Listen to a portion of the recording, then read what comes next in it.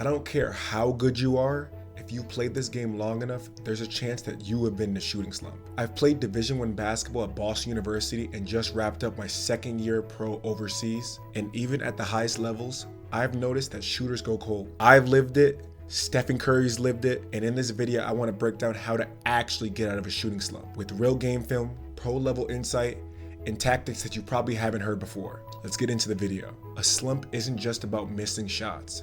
It's about when you're starting to doubt yourself. You miss one shot and then another, and then you start to question everything as a whole. Your form, your timing, or whether or not you should shoot the next open shot. Personally, for me, the worst part was never the miss. It was the moment when I hesitated. Being wide open, feet set, and didn't shoot the ball. That hesitation kills rhythm, and without rhythm, shooters start to fade. Now let's be honest, slumps can be physical, mental, or even situational. Now I think there are three big causes as to why shooters have slumps. One being the mental pressure. I know for me, when I was younger and I missed a shot, I would start to overthink everything in terms of my mechanics. I would constantly think about when the ball came off my fingertips, how it felt kind of weird as I shot the ball, or constantly just in my head overthinking about the last shot that I just missed the play before. But as you get older, you start to realize that missing shots is a part of the game. No one is perfect. That even the best of the best miss shots, but what sets the really good shooters apart is their short-term memory. Being able to get over the past and focus on the present moment, because that's all that matters. Think of Steph Curry, for example.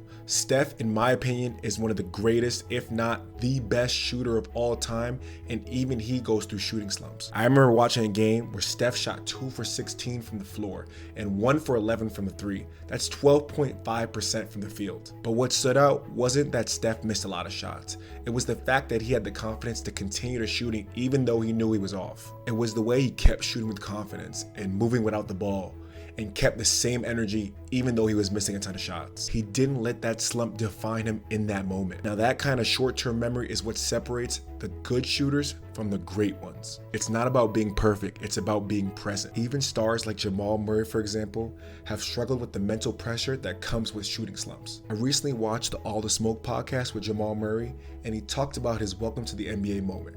He mentioned how he missed his first 17 shots in the NBA his rookie year, which was almost an NBA record for the most missed shots consecutively. That means a total of 5 games passed before he made a shot. He said that was his first real moment of doubt where he was like, damn, nothing is going down for me. Now what's powerful about this message is that he didn't let the doubt control him. He stayed in the gym, stayed confident, and kept working. And look at him now, he's one of the clutchest player performers in the league today. That's the part that people don't usually see, the mental grind behind the highlight plays. Every great scorer has gone through stretches like this. It's not about avoiding the slumps, it's about how you respond to them. Now, reason number 2 is fatigue. Especially late in the season, your legs start to go, your shot feels a little flat, and it feels like it's hard to get a lift on your jumper. Playing overseas, there'd be times when we had back-to-back games and I wonder why I couldn't hit any shot. You even see it in the NBA all the time, especially in a late playoff run when players go through stretches where they can't make shots. That's not because they forgot how to shoot, it's just because their bodies are tired. Even the best start missing short or settle for tougher shots because the fatigue starts to kick in. It's a reminder that shooting slumps aren't always just about confidence. Sometimes it could just be your body telling you you need recovery. Now, reason number 3 is rhythm disruption. Think about it, you get benched or your minutes get cut or you haven't touched the ball in 5 possessions. When you're not getting consistent reps, especially in a live game setting,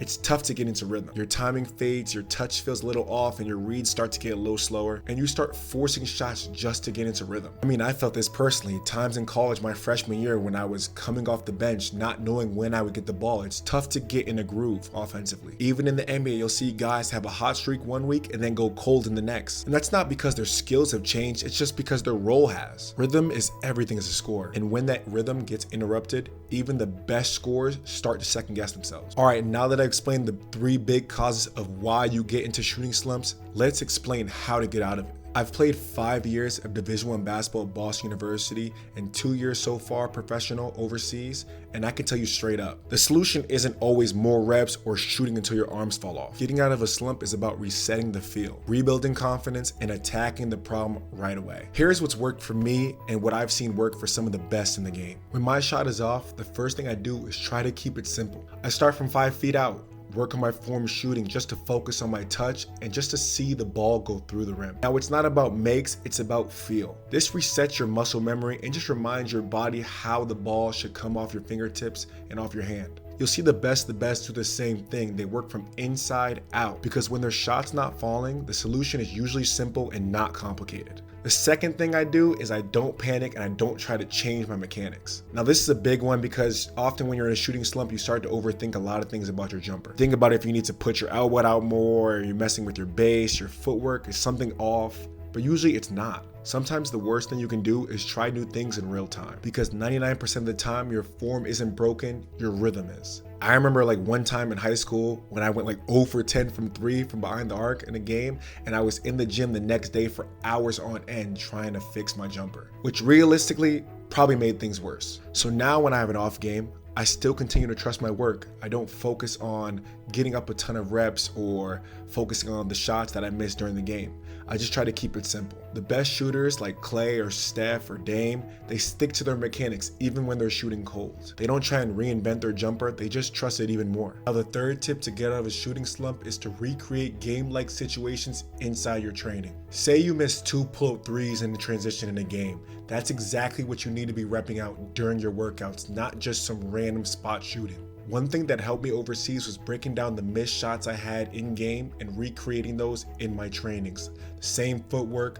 the same speed, and repetition over and over and over again until I got it right. Because slumps don't come from your form. They come from missed timing, bad pacing, or broken rhythm. Now this fourth one seems weird, but I can say personally it's helped me a ton. I go back and watch games of myself hot, just to remind myself who I am as a player. I get to look back and see the way I moved, the confidence that I played with, the way I shot the ball without hesitation. That stuff really matters. I think personally it just recenters your mindset, because when you're in a slump, your brain forgets how success felt, and film is something that can bring that memory back. And if you're a younger player, this could be rewatching your high school highlights or a summer league game that you did really well in, as long as you remember what it felt like to be a bucket. Now the fifth and last tip I could tell you is to always stay aggressive. The worst thing you can do in a slump is stop shooting and just become passive. You go quiet, you stop taking open shots, and you pass up the open looks that you should be taking in the game. That's just when you dig yourself in a deeper hole. Great scorers like KD or Dame or Jason Tatum,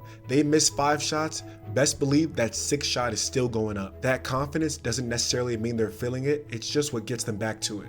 In my second season in Germany, I had a short period where I just could not hit a 3. But instead of passing up my open looks, I doubled down and I kept firing. I just didn't wait for the rhythm to find me. I just tried to create it and stay as aggressive as possible. And that honestly is what helped me stay confident and continue to finish out the year strong. Look, shooting slumps happen. To pros, to college players, to high school players, to everybody. But they don't define you. What really defines you is how you respond. If you apply these things that I talked about in this video, the same things I've used in college or overseas, then you'll find your rhythm again. Because realistically, the next make is just 1 shot away. And if you're new to the channel and you feel like this video has helped you, hit that like button, subscribe, and comment if you've ever been in a shooting slump and what you did to get out of it. Also, if you personally want me to send you some drills that I use to get out of a shooting slump, DM me at ISOScoring on Instagram and I got you. Appreciate y'all for tuning in. Let's keep getting better. Till next time, peace.